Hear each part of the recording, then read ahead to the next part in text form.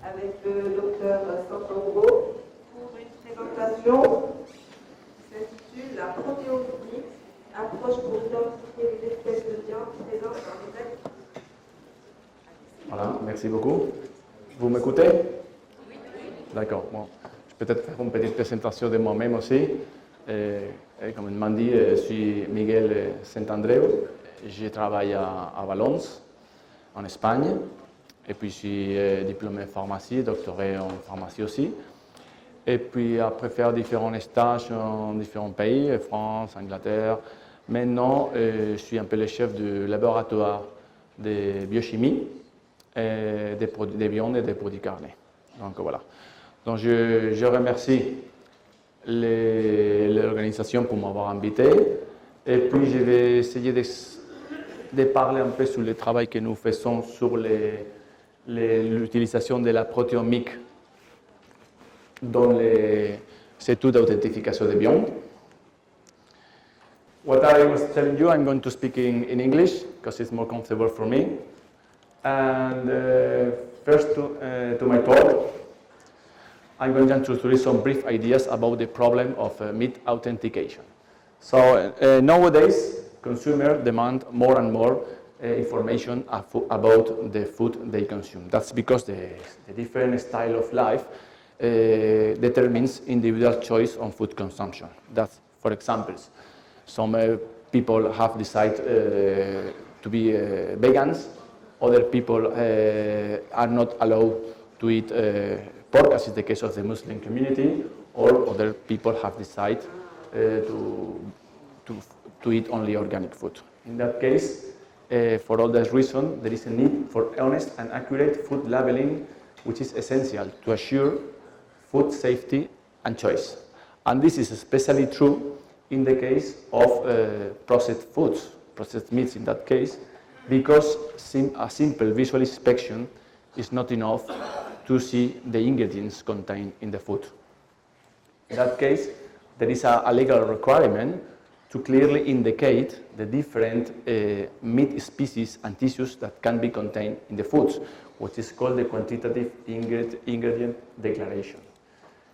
In all these matters are the legal authorities, the person who must be in charge of to assure that this practice are correctly implemented, and so they need of robust and reliable methodologies to assure that fraudulent or accidental mislabeling does not arise. The main problem sources, according to Balin, in the meat industry can be summarized as follows. First, we have some fraudulent practices in meat industry dealing with meat origin. That means frauds at the time to declare the origin of meat, the geographical origin, the feeding production system. For instance, if one animal has been fed with a pasture or with a concentrate, with bread, sex, meat goods, or slaughter age. There are also some frauds dealing with meat substitutions, in case that meat is substituted, for instance, for other cheaper meats or other animal species or any other tissue, with the aim always to increase profit.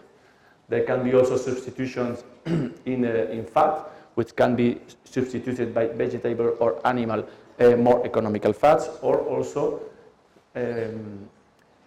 substitutions in proteins when people illegally add other type of vegetable, animal, or other organic proteins. There are also fraudulent practices dealing with processing, food processing. For instance, when a food has been irradiated and is not properly declared, when a fresh meat is sold, when it is not true and it has been repeatedly frozen and thawed, or when some extreme temperature, cooking temperatures are not properly declared in the label. There are also fraudulent practices dealing with non-meat additions, with the most common are additives such as colorant or water, which is one of the main important. So from the techniques that has been traditionally used to detect fraud, one is the analysis of stable isotope ratios. This is because, why? Ratios of stable isotopes such as hydrogen, oxygen, nitrogen, or carbon are particularly, this ratio is particularly attached to a certain origin or in certain water or feeding regime. That means in a particular region, this ratio is particular and is different from the other one. As this variation is incorporated into animal tissues, by studying the ratio of this stable isotope, we can know the geographical origin of meat, or also to know which kind of feeding regime the animal has been followed, pasture or concentrate normally. There is, here. Okay. Another important fraud is the addition of water to meat.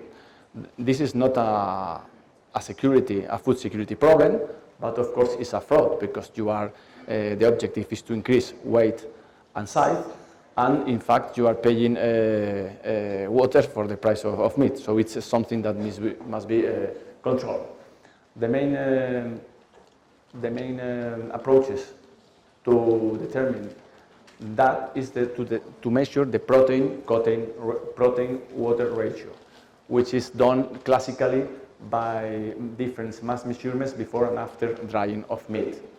So the advantage is that this is a method which is easy to do, but the problem is that this can be masked, this practice can be masked by the addition of exogenous protein, which at the end can leave the water protein ratio close to the original value. So by this way, it can be masked, this practice.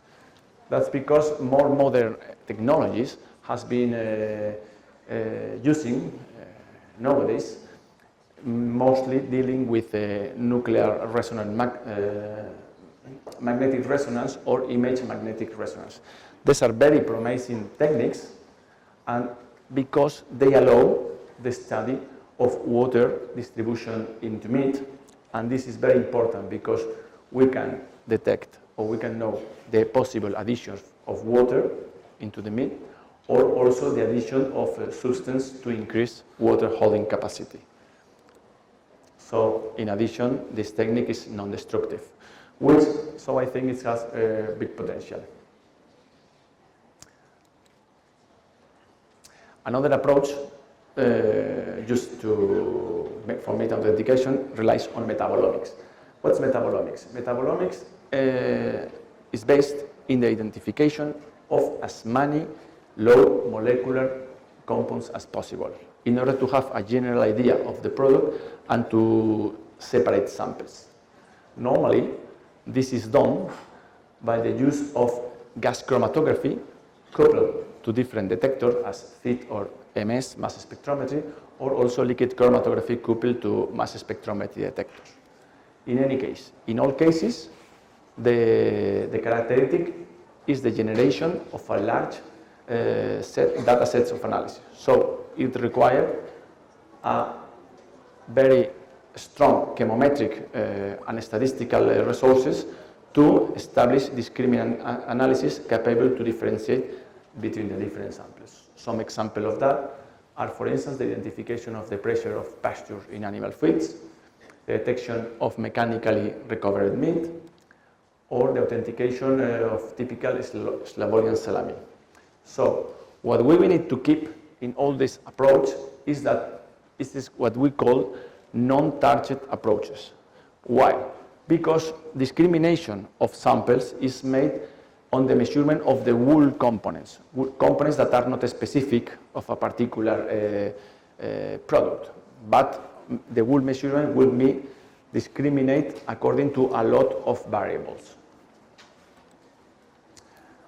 Here I'm going to explain, for instance, an example of the work of Suroviec and collaborators, which were colleagues of mine when I was working at the Royal Holloway in London. And so they performed a very nice metabolomic approach to try to differentiate mechanically recovered pork meat using gas chromatography coupled to mass spectrometry, metabolic profiling. So what they do, they measure a lot of components with GCMS, and as you can see, they were able to clearly discriminate using principal component analysis, the bone meat from the sinewy meat from the meat which contain mechanically recovered meat. So as you can see from this PCA and metabolomic approach, it was a clear separation between the different types of meat, which is very nice. What is the problem? The problem is this is not the case in all situations. In other cases, we don't obtain such a nice separation. So research is not as ideal as this graph.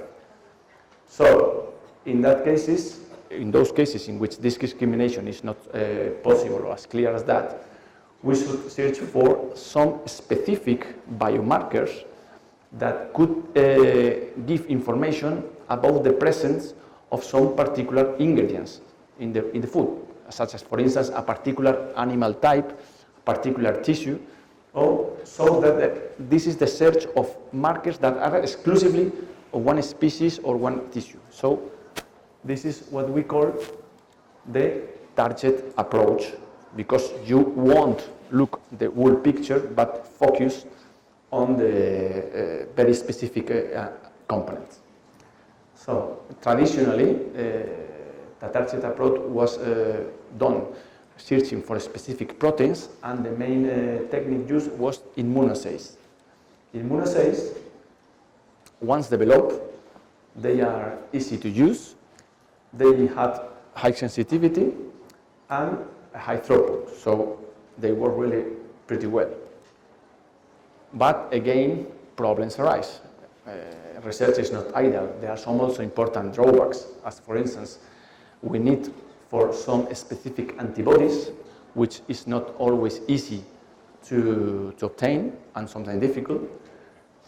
It can appear some cross reactions, especially in the case of closely related species. For instance, an antibody trying to differentiate between chicken and turkey meat is going to be extremely difficult because of the high protein homology of this species. And also because food processing can alter the immunoassay response, because they degrade the structure of the antigen, and it can cause problems to be recognized by the antibody.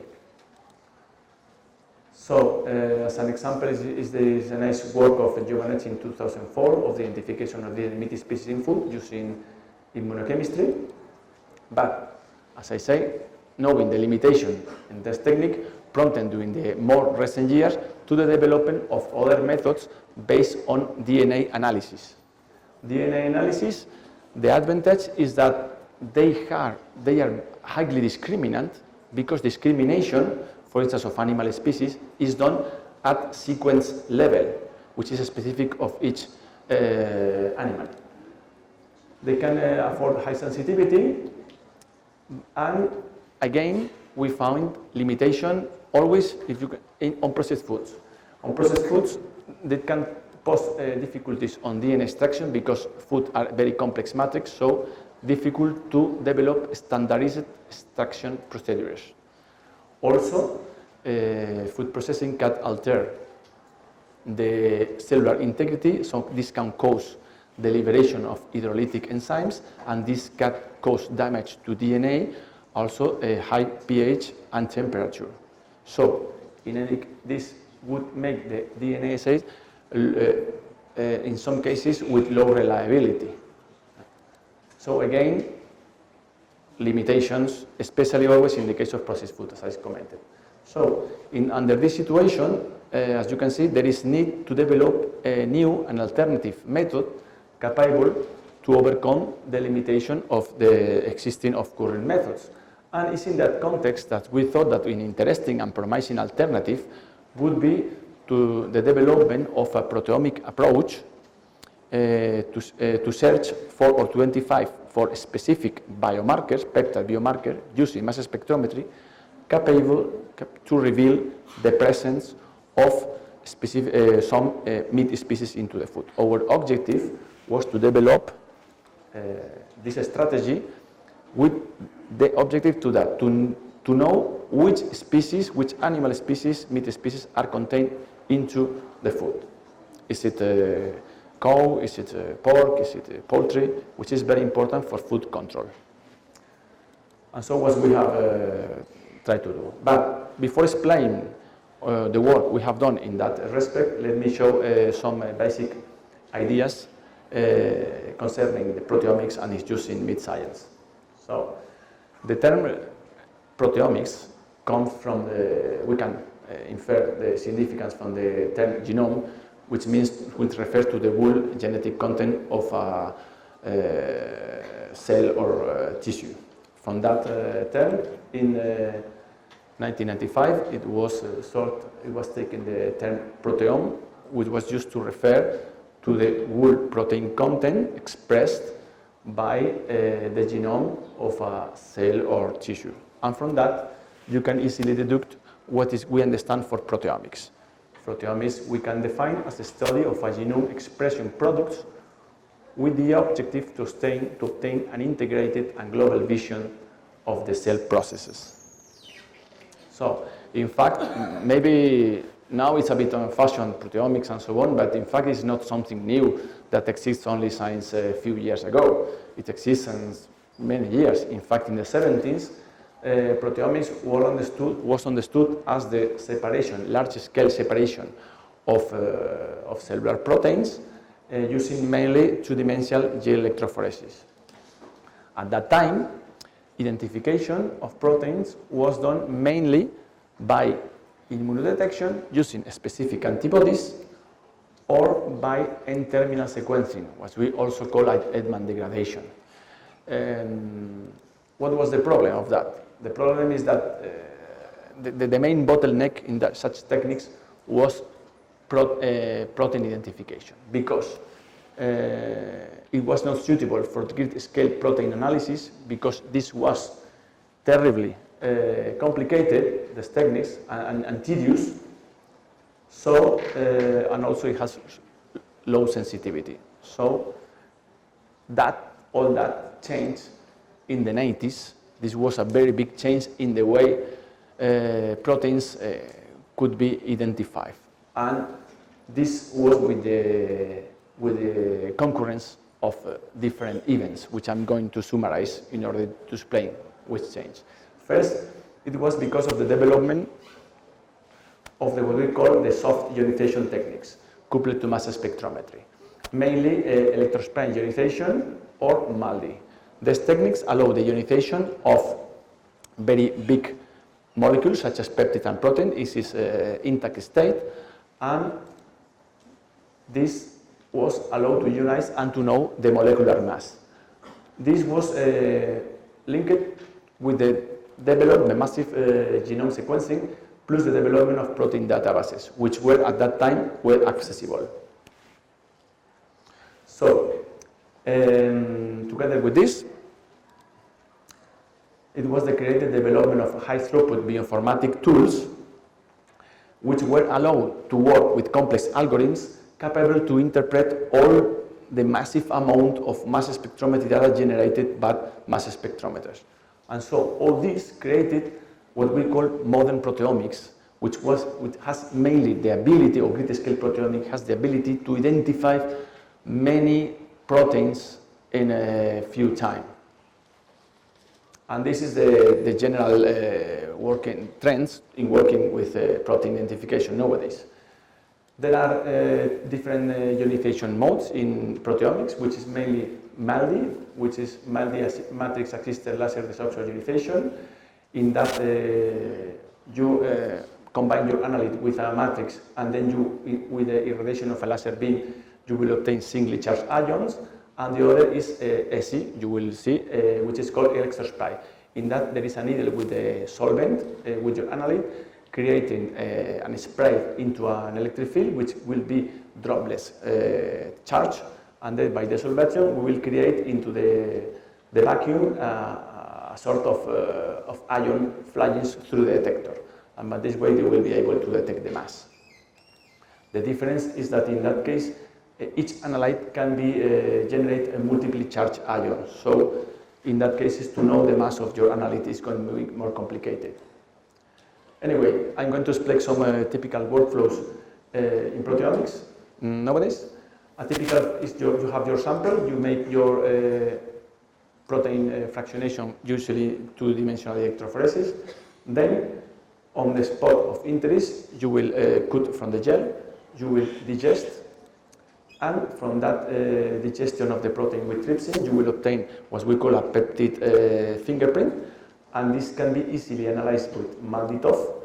With a sequence of a peptide mass, you can know the protein of origin, and in case of ambiguity, what you have to do is just to fragment the peptides, and from the fragmented peptides, you can get information concerning their sequence. Another approach is what we call the yield-free proteomics. In that case, your sample, you can fraction it or not, or there are modern devices today that can work with unfractionated samples. They have very, very high throughput analysis. And so you can digest directly in solution all your protein pools and directly to analyze by liquid chromatography coupled to tandem mass spectrometry. By this approach, you will obtain thousands of mass spectra from thousands of peptides, and with the strong algorithms, you will be able to identify and allocate the different peptides on the different protein origin. This approach, with respect to the other, maybe it requires less manual work, but it has the drawback that you need first very powerful mass spectrometry resources and bioinformatics, and also it is very expensive. So normally these approaches only all the big laboratories and wealthy can have this technology. This approach is also suitable to analyze, for instance, free peptides in your sample when you want to analyze free peptides, for instance, in cheese ripening or any dry cured product. Well, just a brief explanation why we can get the amino acid sequence from a peptide. This can be done what we can do a tandem mass spectrometry. What is done? Normally, in that approach, you obtain the molecular mass of your peptide in what we call MSA1, and then this peptide can enter into the collision chamber. In the collision chamber, the peptide can be infused with a gas, and it will be broken down normally at the level of his peptide bound. So this will create a set of different fragments with different masses, and by mass difference, you will be able to know the position of each amino acid in the amino acid sequence of the peptide. And this is a bit complicated, so it's not necessary to understand everything. It's just to have a brief idea about how it is done, but this is so complicated, in fact, that normally this is done automatically with algorithms. So you don't have to worry so much about that, just to know the basic principle. Okay, so in fact, this proteomics has been successfully used in many applications to try to reveal the composition of food. There are some examples, for instance, in the study of detection of allergenic proteins, trying to detect allergenic, or in case of authentication of seafood products, or in addition of soybean proteins, or addition of collagen hydrolysis, or in detection of transgenic food. Also, this proteomic approach has been used to identify the use of banned proteins in foods, as for instance, to use animal feedstuff for instance, you cannot use animal proteins in animal feed stuff, some animal proteins. So all of these are nice examples of that. In our particular case, we used that approach in developing. We wanted at that time to develop a peptidomic approach to try to differentiate between bovine and horse meat. And this was in relation, I don't know if you have heard about it, about the horse meat scandal that occurred in Europe in 2013. At that time, what happened is that from East Europe, there was a selling of horse meat selling to the Netherlands, and then that sale came to France, and here was a delivery, which was Spanghero, who decided to buy the horse meat and relabeled as a bovine meat. And then this relabeled meat as bovine was sold to another company, to Comigel, who was in charge, which is the main producer of food dishes for the main enterprises there was a Findus, Picard, or Tesco. So this created a big problem because authorities knew that there was a fraud in that plate, lasagna or many dishes contained horse instead of bovine. So this was a real scandal in all Europe, as you can see. And also here is an advert, for instance, you can find in supermarket, British supermarket Tesco, in which they apologize for not having any dishes because they remove everything in order to preserve consumer safety. So this was the advert. Also in a British newspaper, the Daily Telegraph, in February 14, 2013, they stated the following sentence. Long business supply chain are corruptible and can hide a multitude of crimes if no one checks for fraud or criminal activity. So this can give you an idea of the importance of this matter. So what we do, which approach we did to try to differentiate in a product of horse from bovine meat. This is our schema. Was from each of the meat, beef or horse meat. We extracted the protein, and when we submitted to protein fractionation using liquid isoelectrophoresis. This allowed us to obtain 12 protein fractions, and here you can see that in fractions 11 and 12 you obtain 2 bands which correspond to myoglobin. And from that we took these proteins and then we performed trypsin digestion, and with the generated peptides we wanted to identify specific peptides of either horse or bovine species.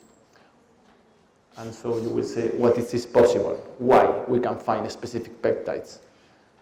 Here, we can see the amino acid sequence of myoglobin from either horse or bovine.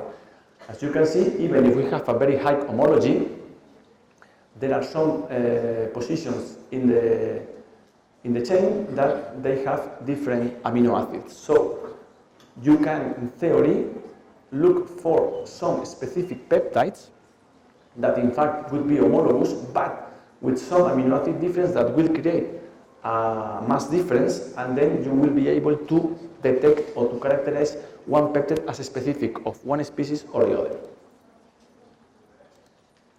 So this is the experimental results. For instance, this was the LC-MS chromatographic separation of peptides from horse myoglobin. And here there are the chromatographic separation of bovine myoglobin. From the chromatographic point of view, you will see that this peptide, this profile are not distinguishable. You cannot differentiate. But however, there is a peptide here. There is a peak at 358 minutes. With by mass spectrometry, we obtain a mass of 759. And whereas in the case of bovine, we obtain the same peak, but the mass was different. So you can already see that by this mass, you can already say if you have horse or you have bovine meat. Moreover, if you perform the fragmentation of the peptide, you will see or you get that sequence, which if you interrogate into the protein databases, you obtain which is a sequence specific of horse. If you interrogate that, in that case, you obtain that sequence and the the comparison with protein databases, it indicated that this is specific of bovine. So you can see that even if they are highly similar, the peptides, because of that, you can unambiguously say if it comes from bovine or from horse. Here you can see the main summary of the peptides. So the objective of the proteomic is to try to identify those peptides that can really give you precise information about the species you contain in hamburgers or whatever type of meat product. If any of you want to know more about that issue, I will invite you to revise to read the manuscript we published in 2004 concerning that. So, we have seen that proteomics is suitable for identify or non-ambiguously identify different animal species. But the second question would be if this can be also a quantitative technique. So, in relation to that, we also performed another particular experiment to try to prove that, in which we selected some previous peptide biomarkers characteristic of chicken species, and so we wanted to quantify it in a mix with another type of meat, which is pork meat. So this technique, to quantify, you need to work with what we call stable isotope peptide standards. How it works? The peptide standards are equal to your previously selected biomarkers, with the difference that they are synthetically produced and they contain synthetic leucine and synthetic phenylalanine with some stable isotope with more mass than the normal isotope we already found, carbon-13 and nitrogen-15.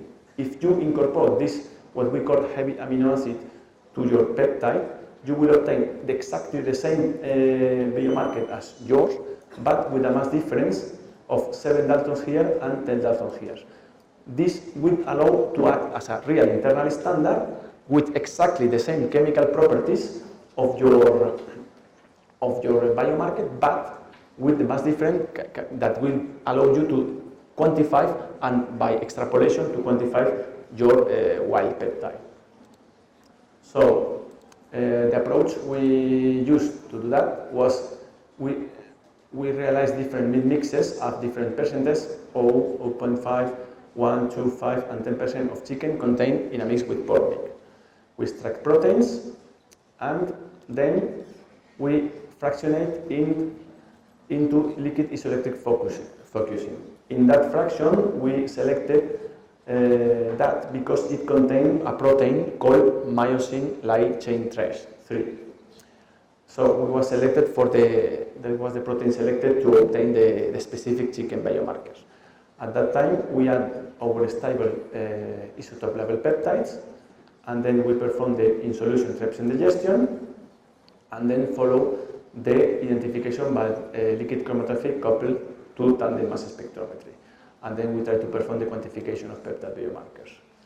Here you can see some results for the particular example of the mix containing 95% pork and 0% of chicken. So after trypsin digestion and adding the stable isotope level peptides, we obtain that peptide profile. Here you can see that this mass corresponds to the previously selected chicken peptide. So first news is that we are able to detect the chicken presence in the mix, even in the concentration as low as 0.5. Moreover, if we may perform a mass scan at that rotation time, we observe that we have both the mass of the native peptides and the mass of the internal standard of the heavy peptide.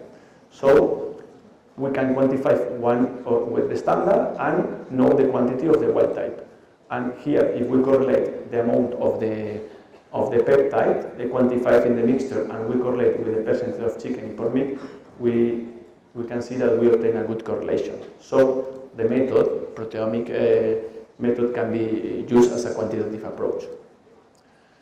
So to finalize, as a concluding remarks, I will highlight that current proteomic technologies can represent an interesting and promising alternative to existing methodologies already used to assess meat authenticity. This proteomic approach would have high resolving power, which will be comparable to the resolving power of DNA analysis, because discrimination is made at sequence level, so you will have unambiguous information about, for instance, the species contained in a particular food, pork, wine, what you want.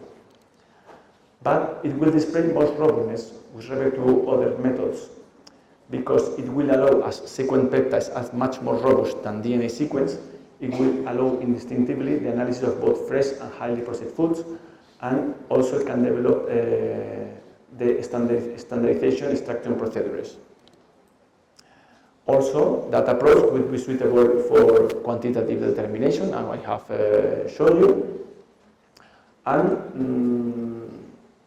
there is no need to use the latest technology in mass spectrometry. That approach could be implemented with routine, user-friendly mass spectrometry facilities. Mass spectrometry is always expensive, but into that there are prices and prices. It's not all high price.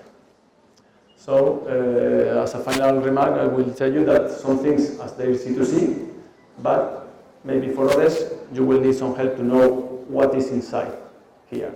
And in that case, maybe proteomics can be of your help.